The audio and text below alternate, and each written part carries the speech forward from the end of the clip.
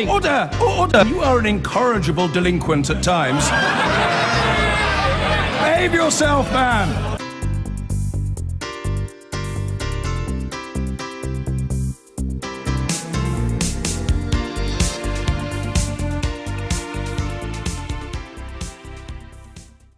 The Metropolitan Police have named the third man who carried out the deadly attack on London Bridge.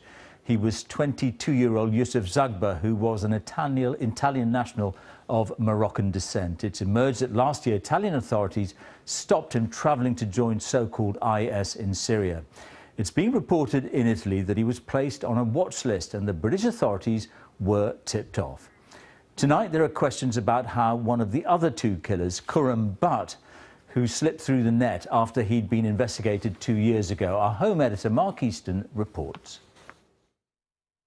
The faces of a self-appointed death squad. We now know the identities of all three men who went on a killing spree in London on Saturday night. Today, police naming this man, Yusuf Zagba, as the third member of the gang. Zagba was born in Fez in Morocco to a Moroccan father and Italian mother. 22 years old, he recently moved to East London, where he worked in a restaurant. But last year, he was stopped by security forces at Bologna airport in Italy on suspicion of trying to make his way to fight in Syria, literature relating to so-called Islamic State in his bag. Placed on the Italian terror watch list, UK police today said neither they nor MI5 regarded him as a person of interest.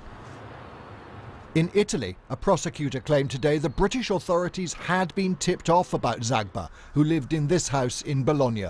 One of his relatives said he'd hoped to find a job in the UK. He went to London. He was away for 2 or 3 months, then he came back. He was here for a month and then he told his mum, "I'm leaving because here there's nothing and in London I can work." The fact that Zagba was a terror suspect in Italy adds to the pressure on British security services to explain why they were caught blind ahead of Saturday's terrible attack. Another member of the gang, of course, Khurram Butt, was well known to police and MI5, prompting searching questions as to whether more could or should have been done to prevent mass murder.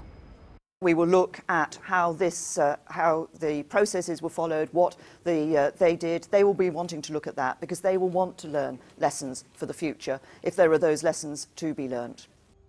Butt appeared in this Channel 4 documentary on radical Islamists last year, linking him to extremist preacher Anjem Choudhury, now in jail for encouraging support for so-called Islamic State. Despite this, security service interest in him was scaled down. The BBC has obtained Butt's CV, in which he describes himself as a motivated, zealous and trusted individual who'd worked in security, welcoming guests and securing buildings. He worked on the London Underground last year, Butt claiming his responsibilities included assisting customer evacuation where necessary. In Pakistan today, his uncle said he was ashamed and said his nephew's victims were constantly on his mind. I don't know why they were killed. They came to the city to make their shopping, to make their dinners. Who will allow anyone to push them and to hit them and to die them? No religion allows. Some have suggested the killings might have been prevented if any of the men had been subject to a court order known as a TPIM, which restricts the freedom of terror suspects who've not been convicted of a crime. But the man who until recently officially reviewed terror legislation for the government says you'd need thousands of orders to stop such attacks. They have been useful and they could be used more if that's what the police and MI5 decide is appropriate. But they'll never be used on a mass scale, and that's because they're designed for people in respect of whom we have strong evidence that they are involved in terrorism. More detail emerged today about the last member of the three-man gang, North African-born Rashid Redouane. He was married to a British citizen and lived in Dublin for a time before relocating to East London. Was this where he lived? A house in Ilford was targeted in a counter-terrorism operation early today. At 11 o'clock this morning, Britain was encouraged to stop for 1 minute, to pause and to reflect on the events of Saturday night. Through the minds of many will have run the question, Why did this have to happen? Mark Easton, BBC News, London Bridge. Now joining me from New Scotland Yard is our Home Affairs correspondent Daniel Sanford. Daniel, looking back, in each of the last 3 terror attacks, at least one of the perpetrators has been known to the authorities. Yes, George, it's all got rather a familiar ring to it, hasn't it? It didn't take us long today to find out that the third of the men to be named, Yusuf Zagbar, had been stopped by Italian police at Bologna airport in March of last year on his way to Turkey, but believed to be travelling to Syria. They didn't have enough evidence to prosecute, but they had put him onto that Europe-wide information system, the Schengen information system, which is accessible here in the UK. And Italian prosecutors insisted that they'd also told British intelligence officials directly. Well, while Scotland Yard wouldn't comment on that today, yesterday they did tell us that the first of the men to be named, Khurram Butt, had been being investigated by them and MI5 since 2015. And of course, that led to him slipping down the list of priorities because they hadn't seen any evidence of attack planning. And I think that's the problem that we've got here, is that it used to be the security services were looking out for men trying to get hold of bomb-making equipment, trying to get hold of weapons. But all these men had to do was to go to B&Q, hire a van and get hold of some knives. They could have planned it in an afternoon, and that is very, very difficult to spot. Daniel, thank you.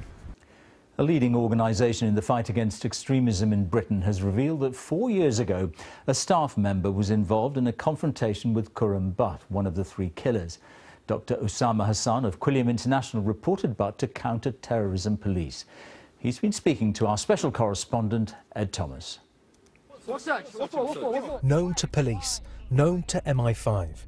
And today, the BBC has been told of another warning that Khurram Butt was an extremist. I had to run for my safety and perhaps for my life that day.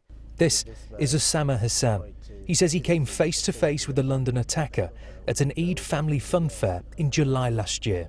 He said, "How dare you come to a Muslim event? You're a non-believer." He started screaming abuse at me. He said, you take money from the government to work against Muslims. You spy on Muslims. You believe in gay marriage. And you're an apostate. His family took these photographs of Khurram Butt at the festival. Moments later, there was violence. Physically, what did he do? Physically, he tried to assault me. Yeah, he ran at me. Yeah, he ran at me with an expression of hatred in his face. Did he touch you? A scuffle broke out, and at one point I helped wrestle him to the ground. Osama Hassan says he ran, while his family took more pictures for evidence. He believes he was targeted because of his work countering extremism with the Quilliam Foundation. So he was full of hate. I felt intimidated. A bystander had told members of my family that we know this guy, he was kicked out of the local mosque, or he was banned from the local mosque for causing trouble there. Did you ring the police straight away? Well, I rang 999 as you do, and I said I've been the victim of an assault. Osama Hassan also says he told officers he believed the man who attacked him was part of the banned Islamist extremist group Al-Mujahirun. Yes, I told them these are Al-Mujahirun characters. I said in my view they are a threat to national security.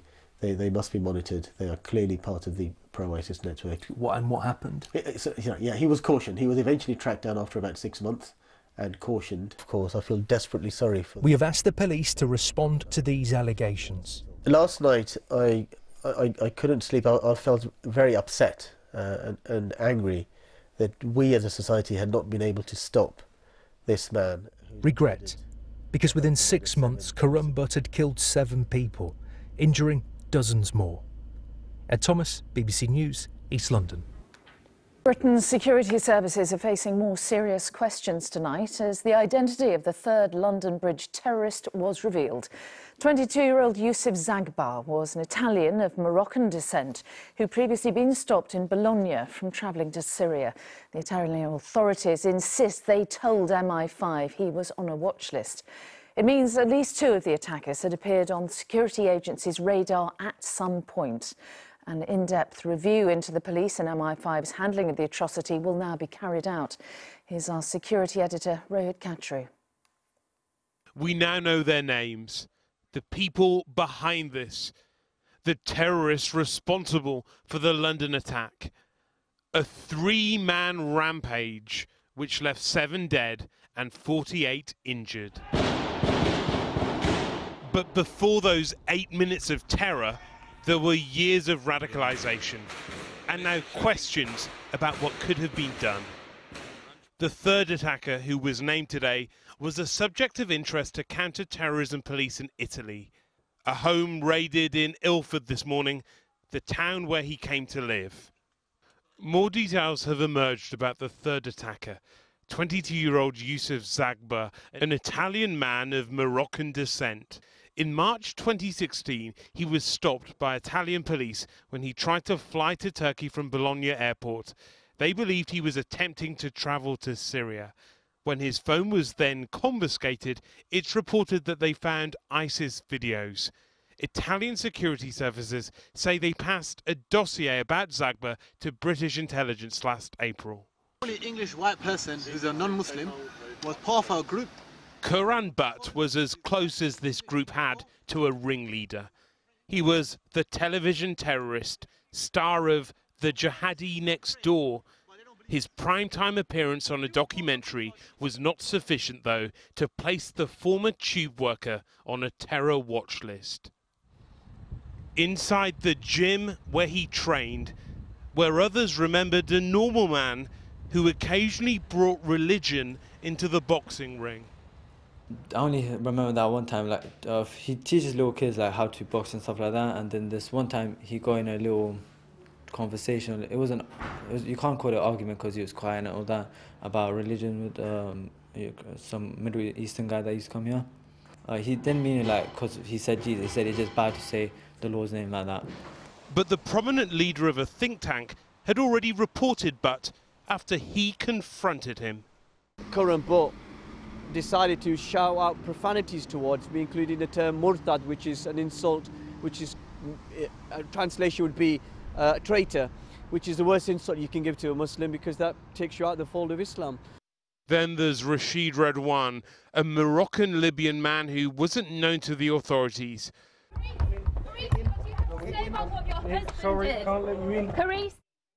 But today it emerged that he married an Irish woman in 2012.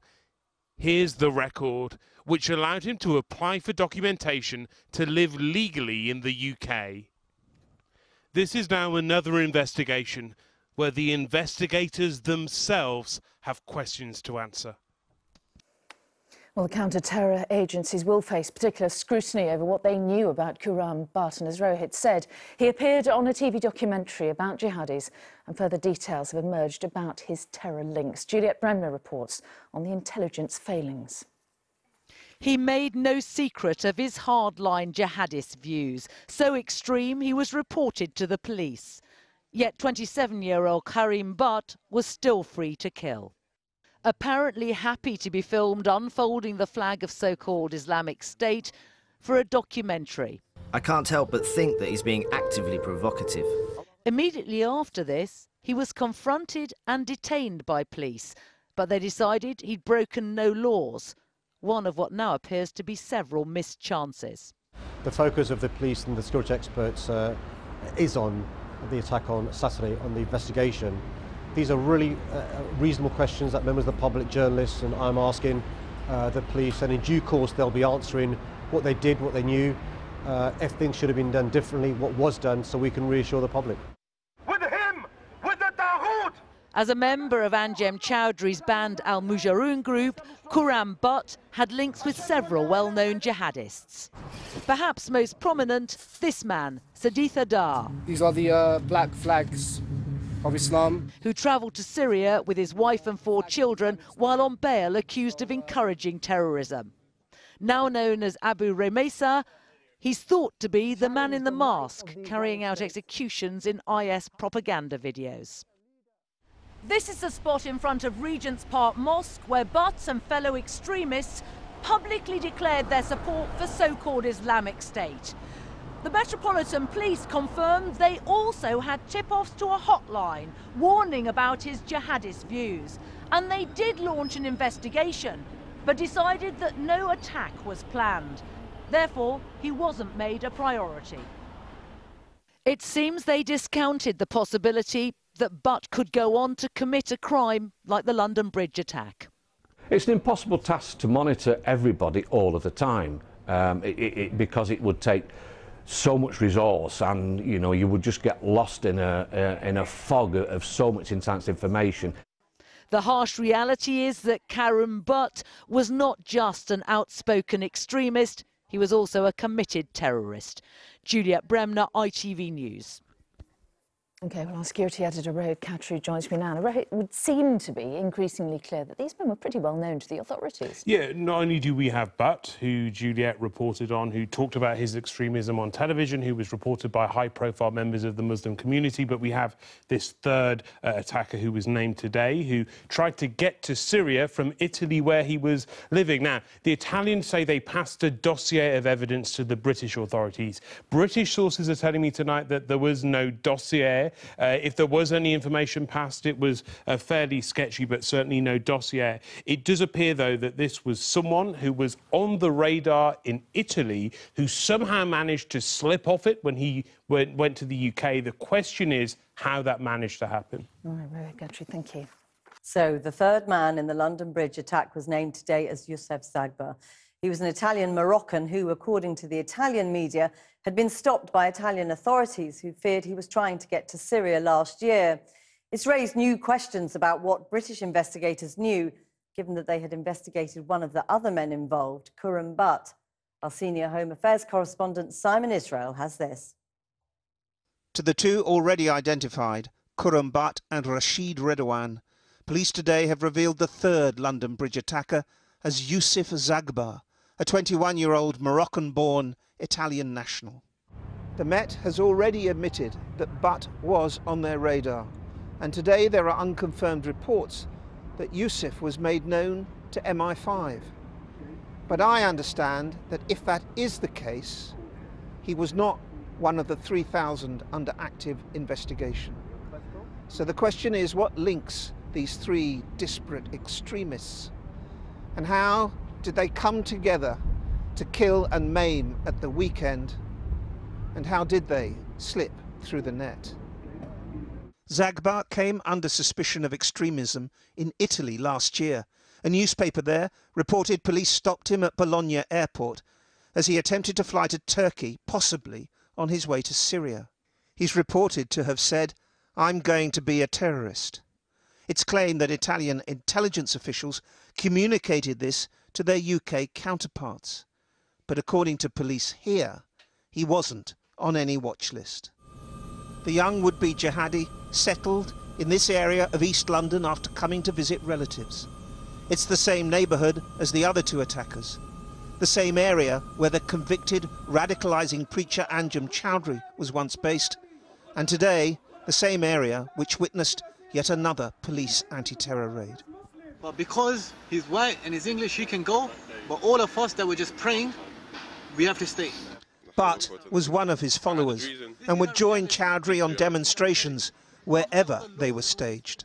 I saw Anjem Choudhury, the well-known extremist, the well-known supporter of terrorism, doing media interviews, and I was disgusted by that. And I went to confront him, and as I was confronting him, Khurram Butt decided to shout out profanities towards me, including the term murtad, which is an insult, which is, a translation would be traitor. This is the same man who was pictured last year training for London Underground to work in customer services. Theresa May today reinforced the need for both police and MI5 to review why the London Bridge attack could not be prevented. Part of that will have to include how those with suspected jihadi track records in Europe can be monitored when entering the UK.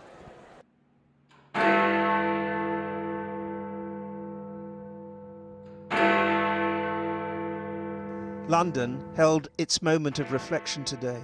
A minute's silence by the bridge, at the hospital, inside the train station.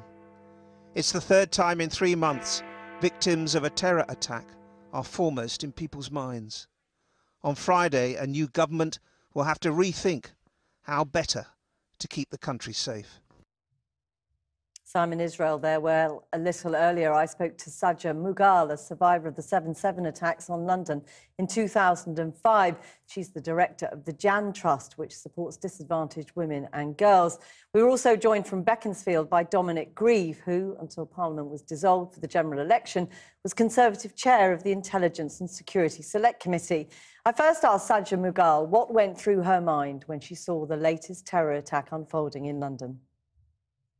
When I see the news unfolding in terms of these attacks, it takes me right back to 12 years ago on July the 7th, 2005, when I survived the Piccadilly Tube bombings. I remember and relive the day in terms of hearing people screaming, seeing people injured, seeing the blood, people banging on the doors and the carriages in the tube when the bomb went off halfway through King's Cross through to Russell Square. And it's something I won't forget. And the fear that that engendered? Oh, the fear immediately kicks in. So the news breaks and all of a sudden I feel scared. I go through a wave of emotions. I become upset, I get angry, I'll become upset again.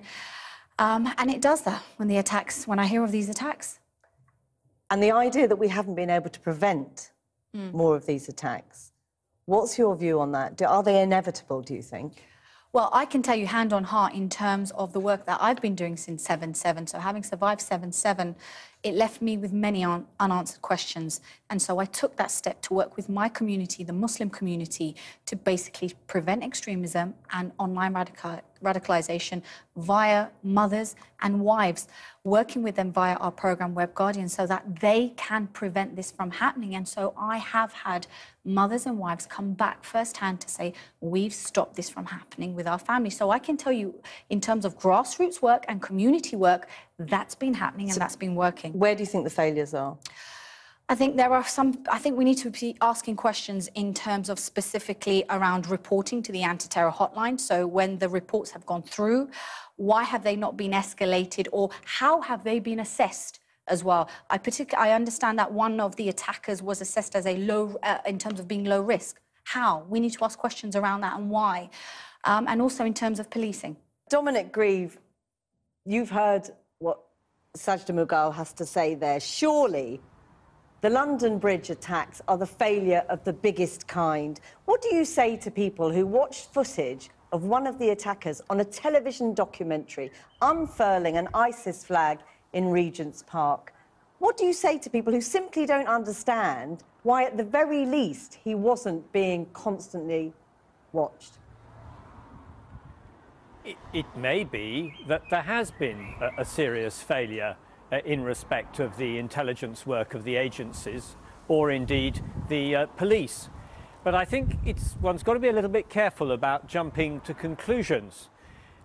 Because of the numbers who may be involved interested in extremism, inevitably any intelligence which comes to the agencies has to be assessed and filtered and prioritised. And depending on what they will pick up in that process, they will have to decide where their priorities lie. Over the last few years, the agencies have, in fact, succeeded in stopping a large number of attacks. And that shows that their basic method seems to me to be quite successful. But we can't talk about success when we've seen 3 attacks. Sorry to interrupt you. We cannot talk about success when we've seen 3 brutal attacks in a matter of months. Of course, the presence of multiple attacks of the kind we've just had is going to make people very disquieted and very anxious. But 100% guarantees of security are not going to be possible to provide. Sajda Mughal, what do you make of that? Whilst I hear what Dominic has said, look, I'm going to be frank with you. There are some serious questions we need to ask and we need to get them answered, OK? There may have been assessments carried out in terms of one of the attackers, but then we need to ask questions around the assessment. As I said earlier, how were they assessed, what happened, etc. But we need to do this fast as well. So this is my concern. Number one, we need to ask those questions. We have to get them answered. I'm sorry, but the phrase lessons learnt, we can't keep learning lessons. We are losing innocent individuals. Luckily, I survived, but we've lost many in these attacks. One is too many. Very, very briefly, Mr. Grieve. I mean, we have seen the number of officers in England and Wales cut by almost 20,000. The number of community support officers cut by 11% in the last year. As a Conservative MP, can you legitimately argue that a Conservative government means a more secure Britain? Well, I'm quite satisfied it means a more secure Britain, and if you'll forgive my saying so, I find it rather difficult to take lessons from Mr Corbyn or Mr McDonnell when they've actively suggested that MI5 should be disbanded, and one of them called for the police no longer to be armed. That is a level of fantasy which I'm afraid disqualifies them, frankly, from this discussion. Sajda Mughal, Dominic Grieve, thank you very much. Well, we're joined now by Labour's Liam Byrne, a former Treasury and Home Office Minister who's backstage at tonight's Jeremy Corbyn rally in Birmingham. Surely, Liam Byrne, Dominic Grieve has a point, doesn't he? How can you lecture the Tories about security when your own shadow chancellor called for MI5 to be scrapped and for armed police to be scrapped? Well, look, we can argue about people's records, but there's only one candidate in this election who took 20,000 police off our streets, and that's the Prime Minister, Theresa May. The challenge that we've got is the government has wholly underestimated the scale of the challenge that now lies ahead. The counter-terrorism community in Britain always knew that as ISIS came under pressure in its homeland and its heartland in Raqqa, it was going to lash out abroad. Security officials have known that for some time, and yet you've had that taken off the streets, you've had control orders removed, you've had border guards taken off their posts, you've had social media companies, frankly, given a very light rap. They've been invited in for cups of tea instead of new laws debated as they are around the world. And at some point, we've got to say, look, counter-terrorism arrests are now at an all-time high. We now confront a perfect storm where foreign fighters are coming back, previous convicts are coming out of jail, and ISIS has changed its battle tactics. Liam, this is a serious problem. I mean, you skim over the idea of people's records. As Dominic Grieve pointed out, you've got a shadow chancellor who called on MI5 to be scrapped and UK's armed police to be scrapped. Your own leader has spent virtually his whole parliamentary career voting against the prevention of terrorism legislation. But look, with the greatest respect, we can argue about people's records in Home Office and security matters. But of course it matters, and one of the candidates in this election, Theresa May, is the person who's missed every immigration target, abolished that she ever set, she abolished control orders, she took 20,000 police off the streets, and worse than that, she's got no plan for the future. It's only Labour that's going into this election saying, look, let's put 10,000 police back on the streets as part of a plan to get something like 20,000 extra security, intelligence and policing personnel doing their job. We can take this threat on, we can win, but look, the police and security services need the tools to do the job. So you're saying that Jeremy Corbyn, who voted against counter-terrorism legislation 58 times between 2001 and 2010, and the woman who would be Home Secretary, Diane Abbott, voted against counter-terrorist legislation 30 times in that period, you're saying the British people should trust those people on security? Because it's beyond just the question of police numbers, isn't it? I'm saying the current government has wholly and comprehensively underestimated the scale of the terrorist threat that we now confront. We are now in a new era, and there is only one party that's going into this election with a plan to put policing resource back up to something. Liam Byrne, we lost you there, but thanks very much.